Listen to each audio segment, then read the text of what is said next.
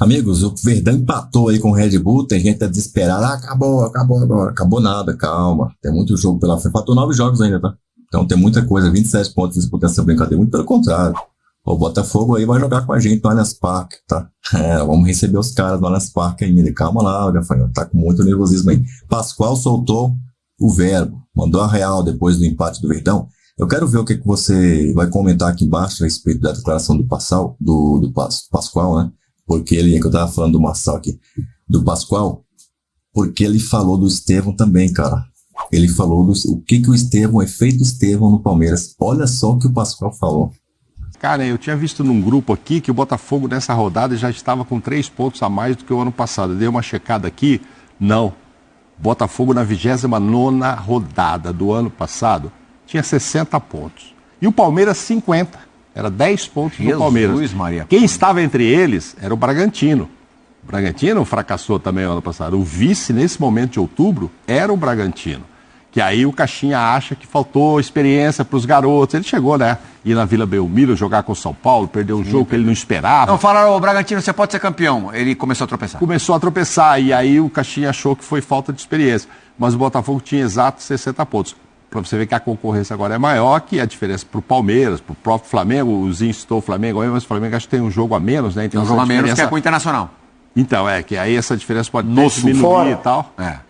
Então, mas se ele ganha, a diferença diminui e tal. Então, assim, estão apertando mais o Botafogo esse ano do que no ano passado, que eram os mesmos 60 pontos. E ainda assim, o Palmeiras, nesta rodada, gente, com 10 pontos de diferença, acabou chegando na frente. O Palmeiras se fia muito nos 3 pontos que vai disputar contra o Botafogo em casa. Esse jogo, se tiver cabeça a cabeça como agora, na 36ª rodada, vai ser... A gente ouviu na entrevista do Abel depois, ele dizia assim, mas nós tivemos 4 grandes chances. Ele cita essa defendida pelo Cleito e as outras e tal, mas todas desperdiçadas, isso que o Pascoal está falando. E aí o percentual de acerto, dentro daquilo que eu falava lá atrás, foi 32%. Então, assim, você chuta...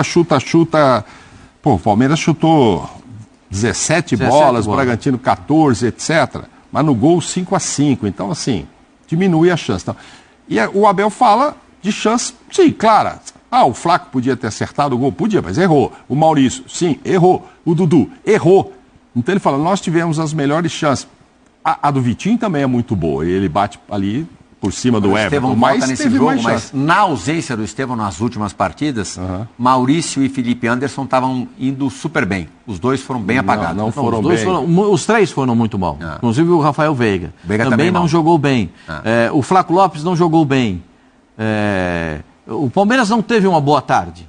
Então, se você tiver que apontar o goleiro, os 2 zagueiros foram bem. O Giai foi a pior partida do Giai do Palmeiras. O Giai sofreu para marcar e sofreu com a bola. Foi muito mal. Ainda é precoce fazer uma avaliação dele, mas até aqui, do que você viu, o que você achou? Achei que ele está muito distante para ser lateral do Palmeiras. Está muito distante para ser lateral do Palmeiras. Ele é uma esperança, é uma contratação, jogador das categorias de base da seleção da Argentina. É muito jovem ainda, é muito garoto e tem que ter um pouquinho de paciência, mas ele não jogou bem. Se joga bem ou joga mal, a gente tem que falar. Ele não jogou bem, mas eu vejo perspectivas de melhora dele. Quando entra o Estevão, parece que o futebol do Palmeiras, ou o futebol de uma forma geral, se transforma em alguma coisa muito mais bonita, né? Como é que ele consegue jogar, como é que ele consegue ter a visão de jogo, o drible, a facilidade que ele tem de driblar para chegar na frente. São coisas naturais, dele afloram naturalmente. O time do Palmeiras não fez um bom jogo, para quem ficou descansando esse período todo. Foi um jogo muito ruim, decepcionante, porque é natural que o Palmeiras sofra jogando fora de casa, especialmente em Bragança Paulista. O Palmeiras não joga bem. Não sei se no tempo do Zinho ele já sofria isso, mas essa é uma marca recente do Palmeiras, sofrer para jogar contra o Bragantino em Bragança Paulista, e foi mais uma demonstração de um time que não foi bem. Esta pergunta, Prihal, eu vou passar para o Zinho, que eu não sei, Zinho, qual que eu diria que foi a grande decepção da rodada. Este sim, você não estava conosco na sexta, mas a gente achava que o Palmeiras era favorito, e pelo embalo que vinha, o Palmeiras tinha ganhado o Bragantino, mesmo com toda essa dificuldade de ganhar todo lá.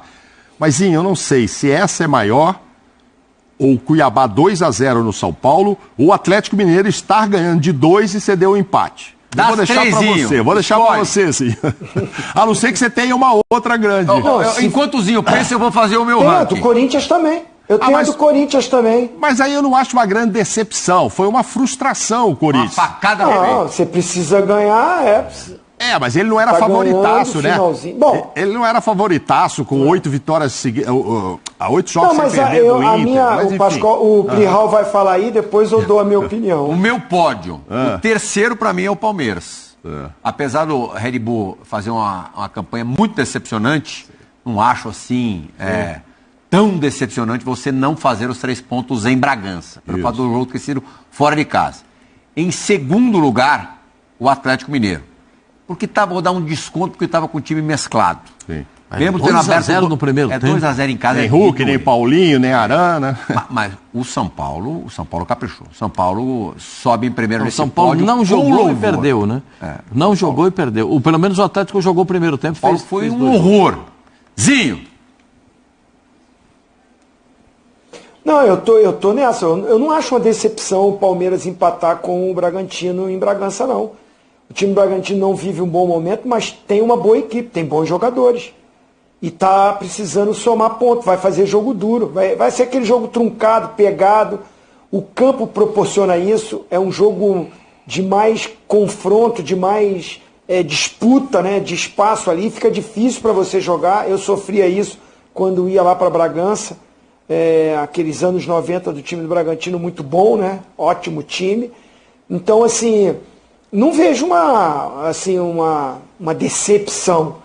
A decepção ou frustração, pode se colocar também, de você deixar o seu rival lá que está brigando pelo título escapar um pouquinho mais.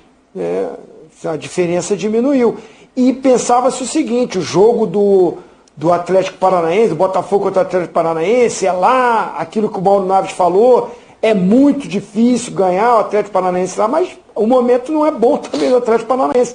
O Botafogo na rodada é o grande resultado, o líder convence fora de casa.